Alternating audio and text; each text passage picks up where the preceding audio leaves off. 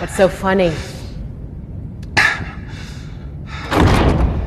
Glorious purpose. Loki is like a dagger. At first it's there, but then it disappears. Oh, and also this show is fantastic. When I first heard about this show, it not only made sense to make a show about Loki, but I was excited. Loki is a character that's probably one of the best villains of the MCU, but he's also like the butt monkey of every joke. I have been falling for 30 minutes! I mean, the biggest threat from this character are those horns on his head, because man, God of Mischief my butt, more like God of the Woolly Mammoths. But having a show that sort of goes back and gives him more character is really refreshing, and yeah, this show really slaps. I mean, to be fair, Wanda was cute, Falcon was fun, but this show, this is the first thing in Phase 4 that has some sort of value and is kind of the best way to start something so huge and so massive and so different like the multiverse. But what makes this show such a blast to watch are the performances. Tom Hiddleston is just so fantastic as Loki. He's always given Loki 100%, and you can tell that he's so passionate about this character and has a lot of moments in the show where he just knocks it out of the park. What say you, Loki? Ugh, don't call me that. You can call me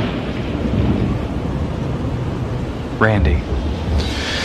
God, now I understand why Thor found this so annoying. But honestly, the most surprising element of the entire show to me was actually Owen Wilson. Him and Loki surprisingly have such great chemistry, and a lot of people thought the boring parts of the show is just them talking, but I'll be honest, those were some of the best moments of the show for me. This is just good writing, and sometimes a comic book show or movie kinda needs to take a breath from all the action and chaos and have them talk like actual people.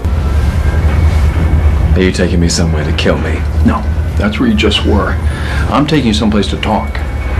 Well, I don't like to talk. But you do like to lie, which you just did. Because we both know you love to talk. Talky. I also think Sophia DiMartino did such an excellent job portraying Sylvie. While I'll admit the romance is just downright strange to me and felt a little rushed, but the idea of Loki sort of committing self-cest, which is not a real thing, people, but honestly, overall, Sylvie is a lot of fun. If you take the whole romance thing away, the chemistry between her and Loki really is fantastic. You also do feel the pain she was in, because I mean, all she was doing was playing with her toys, and the TVA just snatched her like a bologna sandwich for literally no reason except that she's a Loki. Which again is kind of the best reason why she was kidnapped, but in the same time she didn't even have a childhood. Even the side characters are pretty fun, even though they're not quite as developed, like the Judge character, for example. I mean, I swear the minute I saw her with Mobius just chatting, I was like, she's the villain. Loki, I could give my verdict in 2 words or less, but, as you would put it, you stand here accused of tampering with the sacred timeline, philosophically opposing predeterminism, crossing over into forbidden areas of Disney Plus, taking 2 spots in the goofy parking lot, being more popular than all the heroes, having a British accent when you're actually supposed to be from Norway, promising to be good, then breaking your promise like a zillion times, making us sit through numerous mid-credit scenes hoping they advance the story. And will you please wash your nasty hair? Guilty as charged. Get out of my face. But my absolute favorite thing this show does really is the new concepts they tackle, like things that Marvel hasn't really done before, like the multiverse. Like the entire idea of variants of other Lokis is so strange yet so interesting to me. We literally saw an old Loki wearing the costume from the comic, which is really not a good look for him. There's a young Loki, a black Loki that somehow succeeded in his world. We got President Loki and Alligator Loki, who is like the Baby Yoda of the MCU and really looks like Mrs. Kipling from Jessie.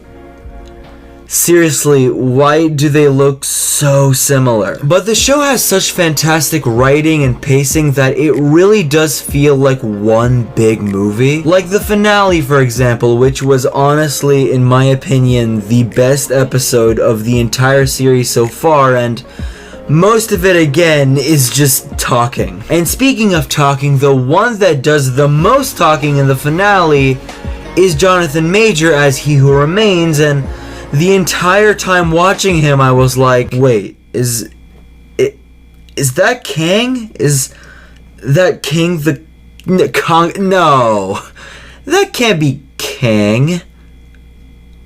Oh my god, it's Kang. For real, I thought they were gonna pull off another Mephisto at us or give us a Ralph Boner, which does not sound right, I apologize, but nope.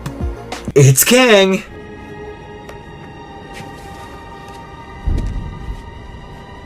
This is wild.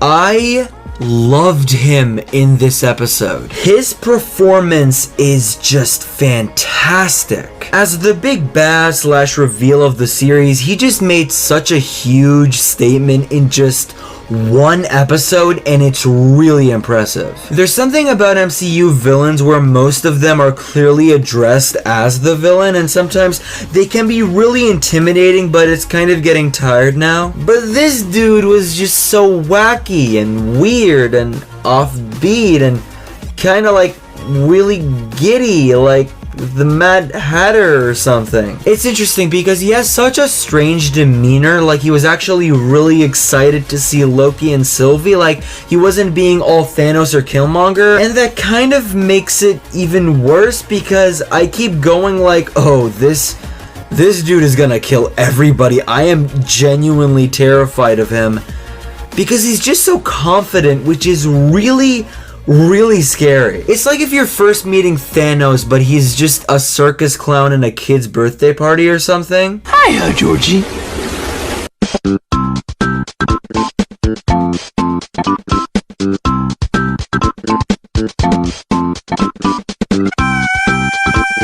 The finale was overall fantastic, with the whole fight with Loki and Sylvie, and especially the ending, which was really good, but it really infuriated me. Like, I know there's a season 2 coming, thank God, but when I was watching the end, I was just like,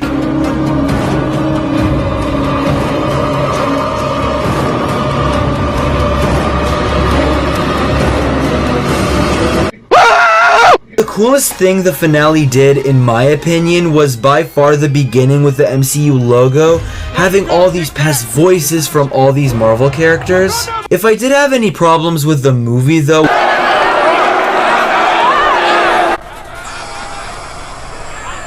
which honestly are sort of nitpicky, but I feel like if the third episode, which I thought was really good, could have been combined with the fourth episode, then we'd have an extra episode of more development. Maybe because the third episode really felt like a filler episode, and with a show like this where most of it is really furthering the story, and this show just needed one more episode, and I feel like it could have been so much tighter and so much stronger. But my biggest problem with the entire series is something that really bugs me.